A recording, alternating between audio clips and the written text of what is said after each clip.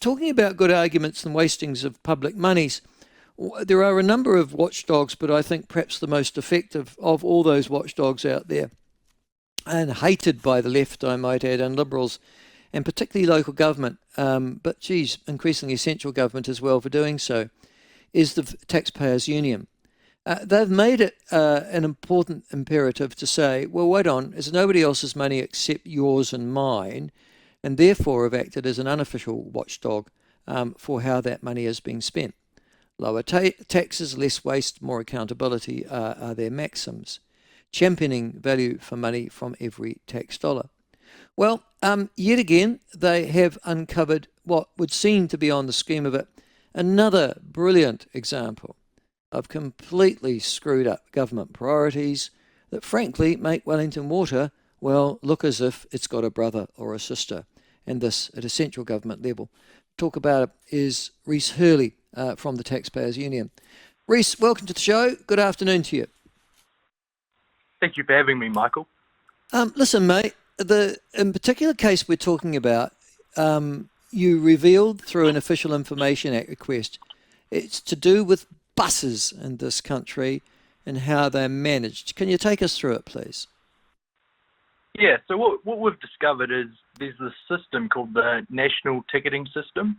It's going to cost $1.3 billion over the next 14 years. And what it basically is, you know, like the rest of the world, we'll have contactless options, so your debit and credit cards to tap onto the bus. And they're also going to move from, you know, your HOP, your Metro, your Snapper card to one public transport card for the country. And it's going to cost $1.3 billion to do that. That seems almost incredible. Yeah, it's a lot of money. It's actually going to cost $700 per household in New Zealand. Bloody hell. And we're already subsidising public transport in this country through our rates and through our NZTA subsidies, and then they're going to add an extra $700 just for a national ticketing system. Yeah, and that's the thing. Like, someone in rural Southland isn't even using the bus. Ditto. It's not having an even impact on the country. And we don't have it, well, as you pointed out, in large parts of rural and provincial New Zealand, we don't have access to public transport, but we're still going to be paying through it through our rates and our taxation. You're also suggesting, though, that the spending on a national ticketing system for buses, it's extraordinary. It's cost $146 million so far of the $1.3 billion that's been projected. And that is for the design and build of the system. And there's still another, there's been very little progress. You say we've had a Christchurch pilot and a local rollout in Timaru, but they're already facing problems. What's the problems? Well, I'm not across the facts of the Timaru problem, but we're still investigating.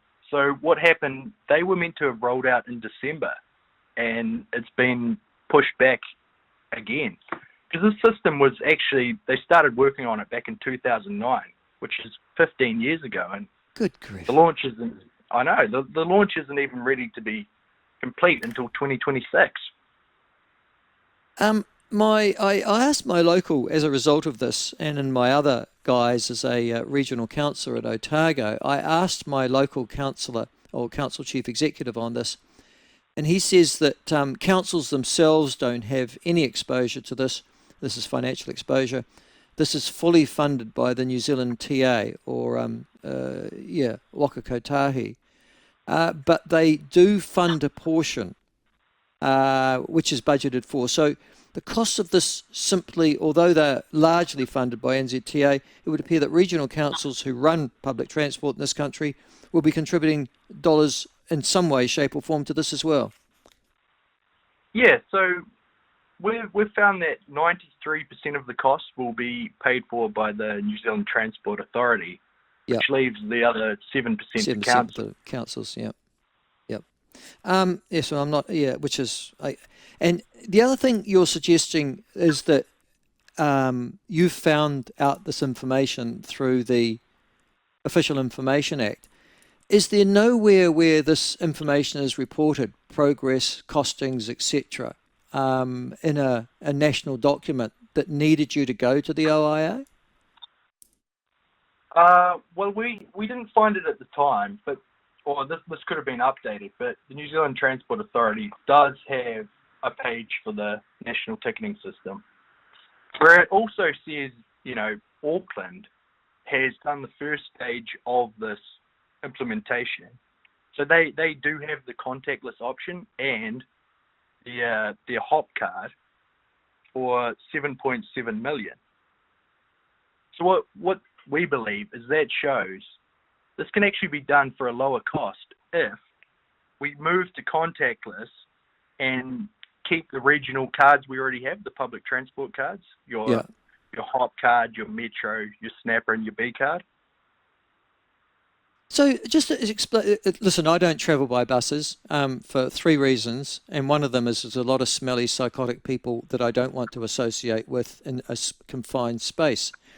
But putting that prejudice to one side, I'm assuming that, that every region has got its own, B card, some sort of plastic thing that I wave there instead of giving money to the guy and getting the change, which is the way it always used to be. And the idea is what? To coordinate all of those systems into one.